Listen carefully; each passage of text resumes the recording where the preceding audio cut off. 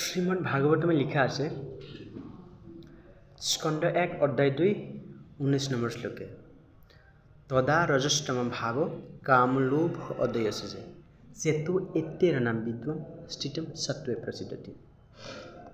বলা হয় হৃদয়ে যখন নৈষ্টিকের ভক্তির উদয় হয়, নৈষ্টিকের মানে ডাইরেক্ট ভগবানের শুধু সারেন্ডার, এই যে জাগতিক যা কিছু কোনো অ্যাটাচ থাকবে না।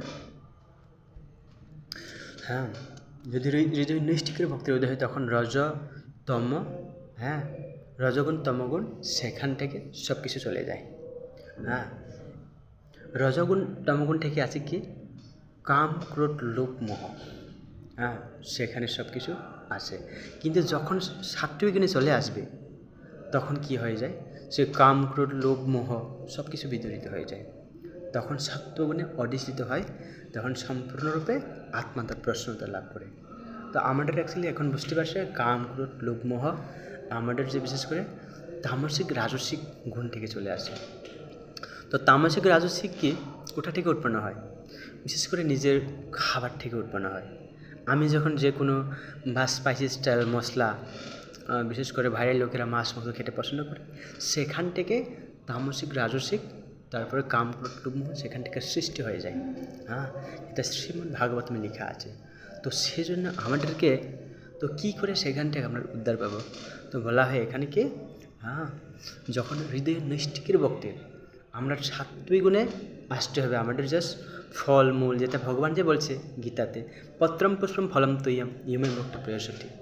তো পত্র পুষ্প ফল ও জল যদি ভক্তিপ্লুত সহকারে যদি আমাকে অফার করে তাহলে আমি সেটা গ্রহণ করব, ভগবান স্বয়ং বলছে। তো আমাদের উদ্দেশ্য কি, মাছ মাংস বিশেষ করে যারা পশুরা খায়, মাংসাশী প্রাণী যেমন বলা হয় বাঘ সিংহ, তো মানুষকে কখনো সেরকম মাংসাশী প্রাণী বলা হয় না। অন্য জীবকে তারা হত্যা করে করে তার যে মাংসকে বহন করা, সেটা আমাদের পক্ষে বলা হয়নি। 84 লক্ষ যৌনের ভিতরে মনুষ্য জীবন হচ্ছে শ্রেষ্ঠ জীবন। তো সেই জীবনটাকে আমরা কীভাবে একটা জীবন ভগবানের কাছে সেবা লাগানো যায়। হ্যাঁ, একটা জীবন যদি আমরা 84 লক্ষ যৌনের ভিতরে কত মাতা পিতা আমরা ফেলে ফেলে রেখে আসছে, এমনকি পোকামাকড় পিঁপড়া থেকে শুরু করে সব মাতা পিতা পেয়ে আসছে। এখন মনুষ্য জীবন হচ্ছে শ্রেষ্ঠ জীবন। সেই জীবনটাকে আমরা যদি সুন্দরভাবে ভগবানের যদি কাজে লাগানো যায় তাহলে অন্তিমে কি নারায়ণের স্মৃতি, অন্তিম সময়ে আমরা ভগবানকে লাভ করতে পারবো। তো আপনারা সবাই বিশেষ করে তামসিক রাজসিক থেকে দূরে থাকবে, সেখান থেকে আমরা কাম ক্রোধ লোভ মোহ থেকে দূরীভূত হয়ে যাবে। হ্যাঁ, যদি ভক্তি করে তাহলে অন্তিমে ভগবানের কাছে চলে যাবে। হরে কৃষ্ণ।